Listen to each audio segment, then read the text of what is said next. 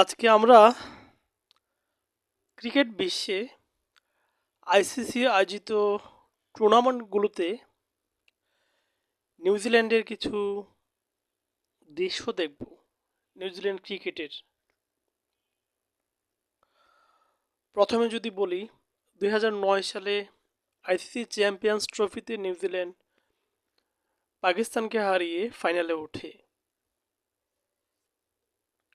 এবং তারা ফাইনালে উত্তীর্ণ হয় অস্ট্রেলিয়ার সাথে। সেই ফাইনাল ম্যাচে তারা ন্যূনতম কন্টেস্ট করতে পারেনি, বলা যায় পাত্তাই পায়নি। সেখানে অস্ট্রেলিয়া চ্যাম্পিয়ন হয়। তারপর 2015 সালে ওডিআই বিশ্বকাপে নিউজিল্যান্ড দক্ষিণ আফ্রিকাকে হারিয়ে ফাইনালে ওঠে এবং সেখানেও তাদের প্রতিপক্ষ ছিল অস্ট্রেলিয়া। অস্ট্রেলিয়া এবং নিউজিল্যান্ডের মাটিতে সেই বিশ্বকাপ আয়োজিত হয়েছিল এবং সেই বিশ্বকাপ ফাইনালেও নিউজিল্যান্ড অস্ট্রেলিয়ার সাথে ন্যূনতম প্রতিযোগিতা করতে পারেনি। অস্ট্রেলিয়া ইজিলি ফাইনাল ম্যাচটি জিতে নেয়। তারপর 2019 সালে New Zealand back to back ODI বিশ্বকাপে ফাইনালে ওঠে।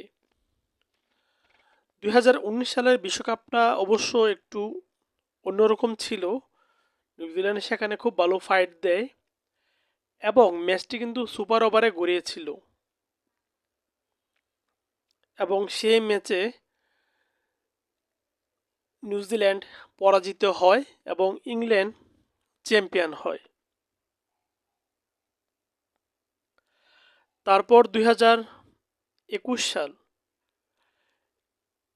এখানে আইসিসি আয়োজিত টি-20 বিশ্বকাপে নিউজিল্যান্ড ইংল্যান্ডকে হারিয়ে ফাইনালে ওঠে। এখানেও তাদের প্রতিপক্ষ সেই চিরচেনা অস্ট্রেলিয়া। নিউজিল্যান্ড প্রথমে ব্যাট করতে নামে এবং 170+ রান করে। রান অবশ্য খারাপ ছিল না, কিন্তু অস্ট্রেলিয়া সে রানকে পাত্তাই দেয়নি। এখানেও খুব ইজিলি অস্ট্রেলিয়া ফাইনাল ম্যাচটি জিতে নেয়। তারপর 2025 সালে আইসিসি চ্যাম্পিয়ন্স ট্রফিতে নিউজিল্যান্ড ফাইনালে ওঠে এবং তাদের প্রতিপক্ষ ছিল ভারত।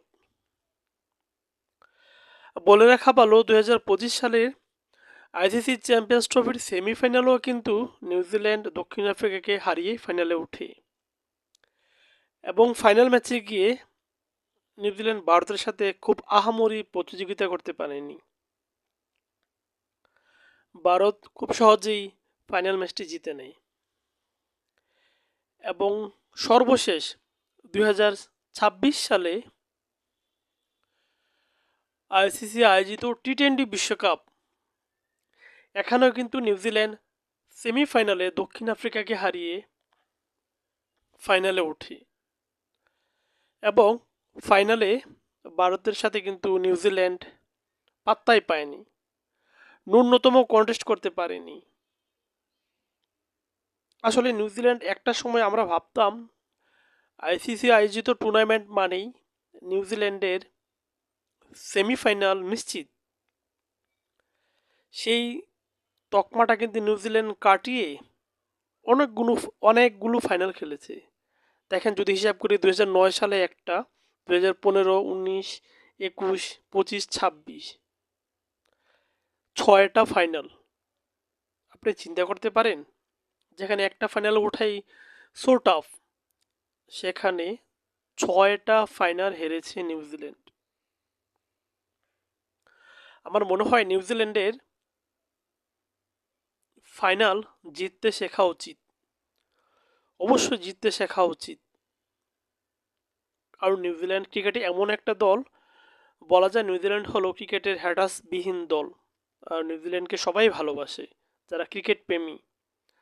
সো আমার মনে হয় নিউজিল্যান্ডের এখন উচিত কিভাবে ফাইনাল জিততে হয় সেটা শেখা।